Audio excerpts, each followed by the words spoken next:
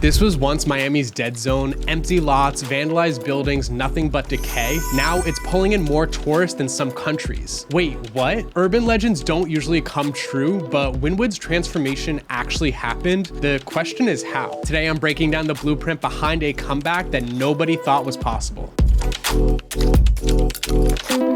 Most people have no idea that Wynwood's story starts with soil, not spray paint. In 1917, two investors bought a ton of land from the city of Miami. And at the time, it was just rough fields on the fringe of town, but they were rich with possibility. When locals later held a naming contest, there was a school teacher that submitted Wynwood. The D eventually vanished, yet that grassroots, community-driven spirit has framed every chapter since. The 1920s land boom flipped those fields overnight.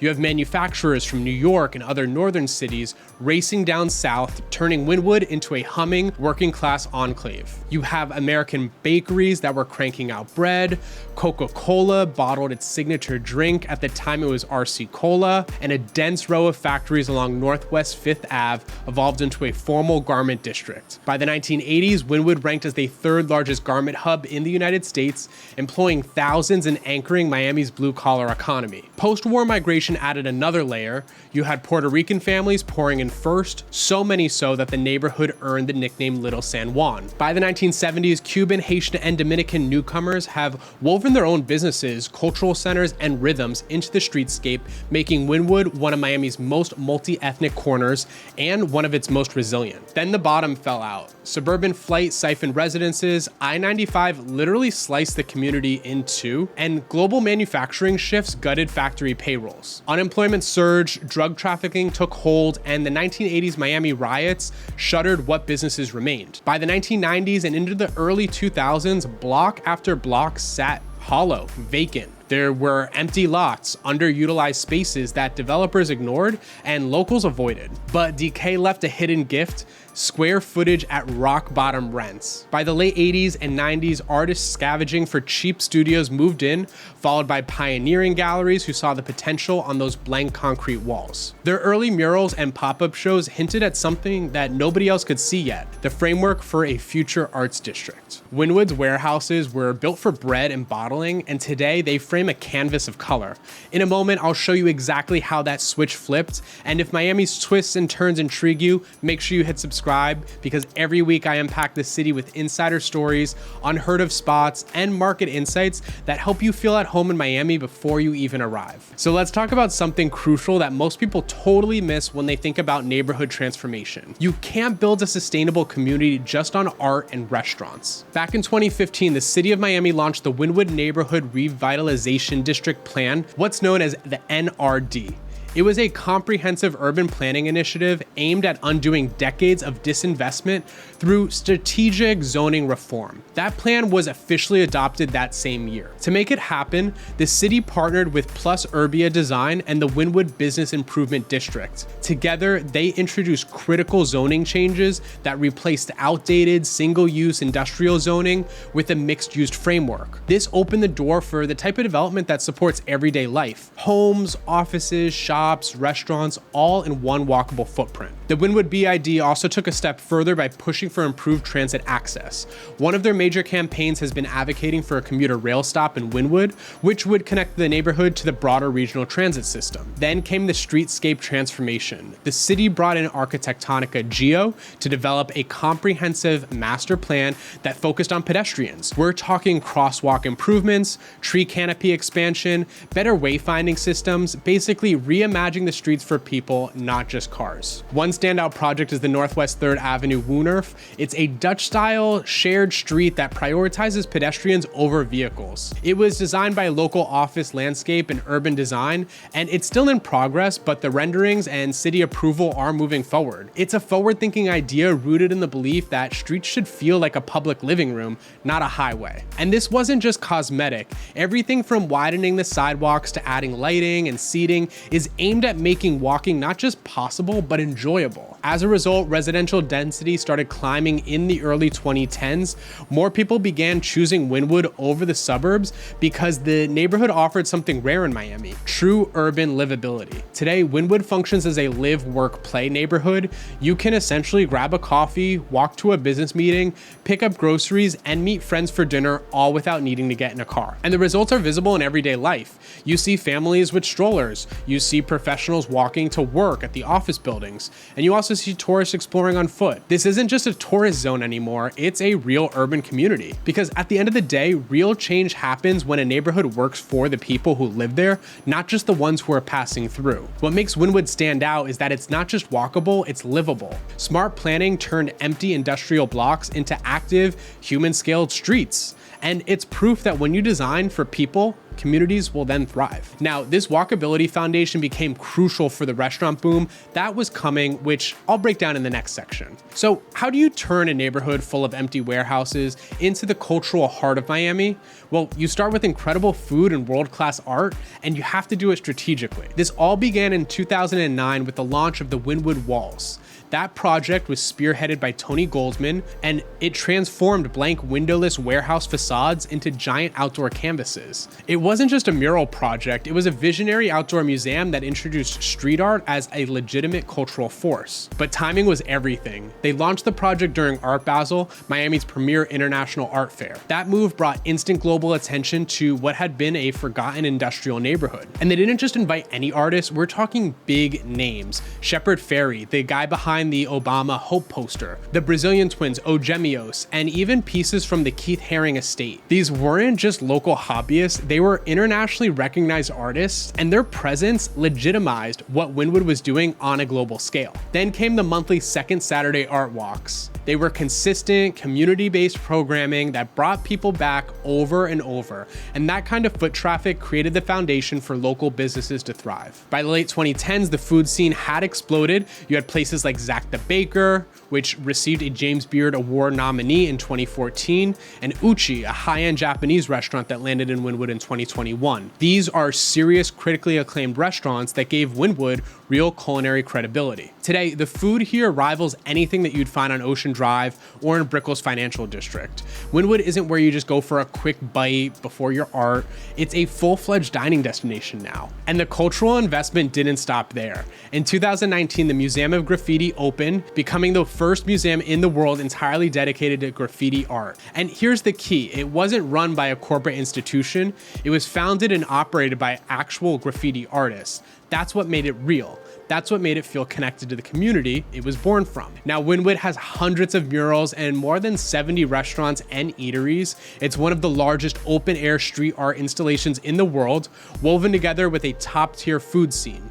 Together, they form a real cultural ecosystem, not just something for tourists to post on Instagram, but something that locals live and breathe every day. And here's the truth: Wynwood's cultural renaissance wasn't an accident, it was a bold, intentional strategy that redefined what a Miami neighborhood could be. What started as a creative spark has grown into a full-blown lifestyle where food and art aren't just attractions, they are the heartbeat of the community. But this artistic foundation didn't just attract tourists, it attracted the kind of businesses and corporate investments that I'm gonna dive into next. This is where things get really exciting from a real estate perspective. When major corporations are serious and developers start pouring money into your neighborhood, it's no longer just hype, it's proof the transformation is both legit and sustainable. In 2013, the Wynwood Business Improvement District, better known as the BID, was officially established, and it now represents over 400 property owners across approximately 50 city blocks, making it one of the largest BIDs in the entire state of Florida. That kind of coordination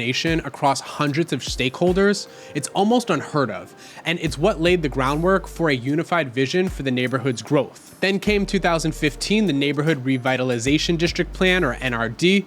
This wasn't just another planning document because it introduced real transformative zoning changes that allowed developers to build mixed-use spaces, residential units, office spaces, public green areas, all within the same walkable footprint. The plan created a legal framework that made it easier to build the kind of neighborhood that people actually wanted to live and work in. By 2020, the private sector had taken notice. Wynwood started attracting major office tenants. I'm talking about Amazon, Spotify, Live Nation. These companies are interested in leasing square footage here in the neighborhood. It all pointed to Wynwood's creative and collaboration environment as a key reason for more companies choosing it over traditional business districts. These companies weren't just looking for cheap rent, they were looking for a community that aligned with their values. And that's exactly what they found. A creative office boom followed. Startups, tech firms, and design-forward enterprises moved in, drawn by inspiring workplaces, street-level energy, and walkable amenities that support modern work-life culture. In November 2022, Arlo Wynwood opened its doors. It was the first hotel in the district,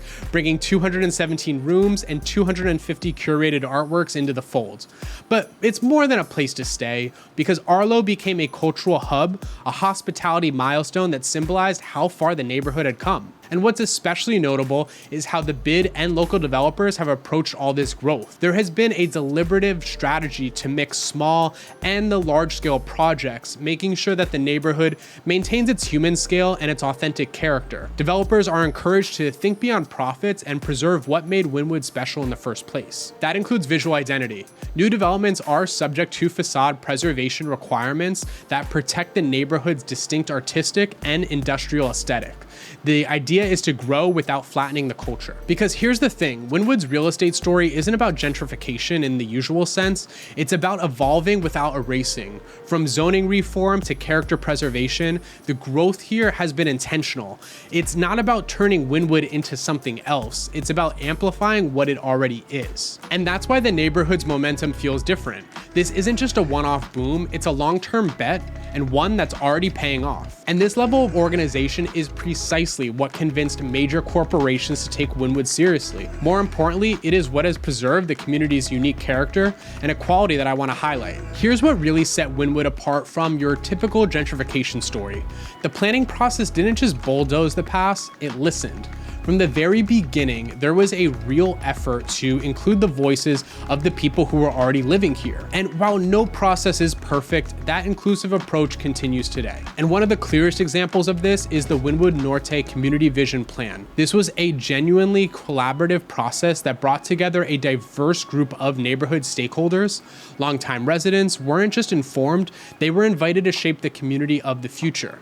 And while some residents still express concerns about true representation, it's important to recognize that this level of engagement is pretty rare in urban redevelopment. The plan itself is built around 4 strategic themes: coming home, building home, getting around, and going green. Together, they form a comprehensive framework designed to address housing, mobility, and environmental concerns in ways that benefit actual residents, not just tourists. Take coming home and building home, for example. These themes put residents' need front and center, prioritizing affordable housing, community stability, and long-term livability. Because let's be honest, a neighborhood can't be sustainable if the people who gave it life can't afford to stay there. And that's where economic diversity comes in. Some new developments have incorporated mixed income housing, creating options for everybody, from teachers and artists to service workers and professionals. It's a step towards balance. That said, the scale of these efforts is still limited, and rising housing costs and displacement pressures remain a very real challenge for the neighborhood. Cultural heritage also played a role. Wynwood honors its Caribbean roots, especially its Puerto Rican community, through the preservation of Little San Juan history. Local businesses and cultural markers keep that legacy alive, reminding everybody that Wynwood's vibrancy didn't start with murals, it started with people. Environmental justice is another priority. The Going Green theme includes efforts to expand tree canopies, build green infrastructure, and improve air quality. These are health and sustainability measures meant to serve the entire community. Even the architecture follows this inclusive philosophy. The BID has consistently pushed for small-scale, human-centered development, and city zoning supports this by encouraging walkable, integrated design over oversized towers. Though some larger projects have been approved, improved. The goal here is to maintain a neighborhood that feels lived in, not manufactured. And while the art scene gets most of the spotlight, there's also an effort to preserve the area's history as a garment district. Historical markers and community programs are working to keep that legacy visible, though this aspect of preservation is still growing and hasn't reached the same prominence as Wynwood's street art identity. The result is an authentic, transformative model, a dramatic neighborhood improvement that has managed to retain more of its cultural and economic diversity than most gentrifying areas. This doesn't mean it's perfect, but it does mean that the effort is there. And you can feel it. When clients visit Wynwood, they don't just comment on the art or the restaurants, they notice the neighborhood's authenticity. They talk about how it feels diverse, real, and connected, that it didn't just happen by accident. That's the product of intentional, inclusive planning that tried at every step to build a place for people, not just for profits. And this community-first approach is exactly why the critics who said that this wouldn't last have been proven completely wrong, which I'm gonna get to right now. Of course, no major urban transformation comes without criticism, and Wynwood is no exception. But instead of brushing those concerns aside, I wanna talk about them head on with actual data, community outcomes, and what we can observe on the ground today. First, let's talk about economic sustainability. Wynwood isn't just a trendy stopover, it is a legitimate economic engine. Visitors spend an estimated $590 million here annually. That's not a bubble, that's sustainable revenue that supports local businesses, pays local employees, and keeps the neighborhood momentum going. And those jobs, they are not just limited to bars and souvenir shops. Today, Wynwood supports over 8,000 jobs across more than 400 businesses in just 50 city blocks. That includes creative industries, tech startups, professional services, food and beverage, and retail. It's a diverse economic base that goes far beyond tourism. Wynwood has also earned international recognition, not from paid ad campaigns, but from credible third-party sources. TripAdvisor listed it among the world's top hipster destinations. Culture Trip featured it for its unique blend of art and businesses. It's a reflection of how the neighborhood's authenticity resonates far beyond Miami. In fact, it's now considered one of Miami's top tourist destinations, even surpassing legacy hotspots like Ocean Drive. Time Out and other news outlets constantly name Wynwood as the place to go, not because it's manufactured for tourists, but because it generally reflects something original and culturally rich. And this momentum isn't fleeting. In 2023, the Miami City Commission passed a resolution re-establishing the Wynwood bid for another 10 years. That renewal came with strong support from local property owners, and it's a clear sign that people with skin in the game are committed to a coordinated, thoughtful development for the long haul. Now on the issue of character.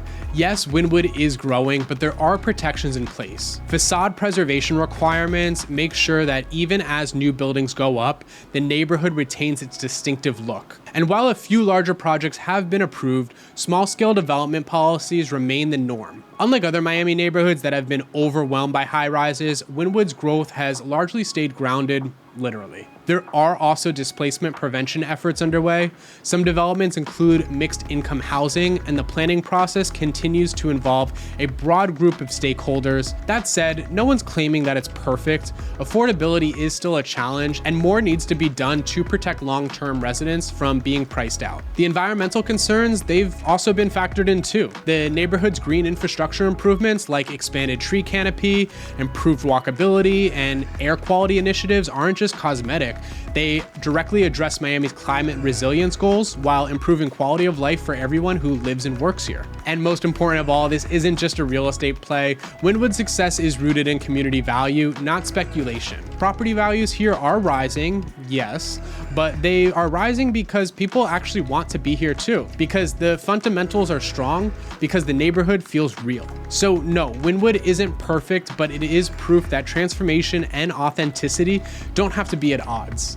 Wynwood shows what's possible when growth is intentional, when community voices are part of the process, and when development is more than just dollars per square foot. The Wynwood story is still evolving, but so far it's one worth paying attention to. Now, this economic foundation is driving the next phase of development, which is already underway. So what's next for one of America's most successful neighborhood transformations? I talked about the Wynwood bid being reestablished for another 10 years, and while that may sound procedural, it is a huge deal because it ensures continuity. That means that the development here is not going to be fragmented or directionless. There is a unified strategy backed by property owners, and these property owners are fully invested in keeping the neighborhood thriving. One of the biggest opportunities ahead is the transit connectivity. There's ongoing advocacy for a commuter rail station right in Wynwood, and as soon as it gets final approval, it's been making its way through all the proper channels, but as soon as it's finally approved, it would connect the neighborhood directly to downtown Miami, Miami Beach, and the wider metro area. I get comments, and you've probably seen the comments on the videos before about everybody asking for the Metro Mover to be extended to Wynwood. Well, this is it. It hasn't been built yet, but it's a clear signal that the community is planning for a more connected, less car-dependent future. And there's innovation happening in how the streets are designed. The Northwest 3rd Avenue Woonerf, a Dutch-inspired pedestrian first street, isn't just a nice idea on paper. I'm going to show the renderings here, but it's an active development, and it could become the model for similar projects throughout the neighborhood and maybe the city. It's all about prioritizing people over cars, and it's working. But the vision goes deeper. Wynwood is actively preparing for climate resilience, integrating green infrastructure to manage stormwater, reduce heat, and future-proof the neighborhood against sea level rise. These projects are absolutely essential for Miami's long-term sustainability. All of this has made Wynwood a national model. Cities like Detroit, Baltimore, and Cleveland are now looking at Wynwood as a blueprint for how to do neighborhood transformation right, with strategic planning, real community involvement, and institutional support. Still, challenges do remain. Affordability is a big one. There is a continued commitment to mixed income housing, but the scale isn't yet enough to fully counter rising costs. Balancing diversity and growth is going to require more effort and more creative policy moving forward. Same goes for infrastructure innovation. There are bold ideas on the table, especially around regional transit, but many of them are still in the planning or advocacy phase. The vision is there, but the challenge is now execution. But here's what gives me real confidence. Wynwood has strong fundamentals, a deeply engaged community, a development process that prioritizes growth and character, and a track record of proving skeptics wrong. Wynwood's next chapter isn't about reinventing itself, it's about redefining what already works and doubling down on the things that make this place special. From smarter infrastructure to deeper community roots, the pieces are all in place. And let me tell you, some of the projects currently in the pipeline are going to completely change how people think about getting around Miami. From where I stand, both as somebody who have lived here and works in Miami real estate, Wynwood's future looks incredibly bright. Wynwood pulled off what most thought was impossible. It turned a forgotten industrial zone into a global artist hub, bringing in $590 million a year without losing its soul. This wasn't just gentrification or top-down development. It was a bold, inclusive plan that brought real change without pushing people out. 6 million visitors, 8,000 jobs, 400 businesses, but the biggest win is that it still feels like a neighborhood. Creative, diverse, and alive. Are you curious about Wynwood? Well, it's an incredible spot and just one of the parts that makes Miami so exciting. If you're thinking about moving here but not sure where to start, my team and I are here to help. You can email me, joe@joesellsmiami.com, and I'll answer any questions and walk you through your next steps. My full contact information is also in the show description below. But don't go just yet. I want you to check out the video I linked up on screen. It's all about the newest projects and developments that are transforming Miami's future. Thanks so much for watching, and I'll see you in the next video.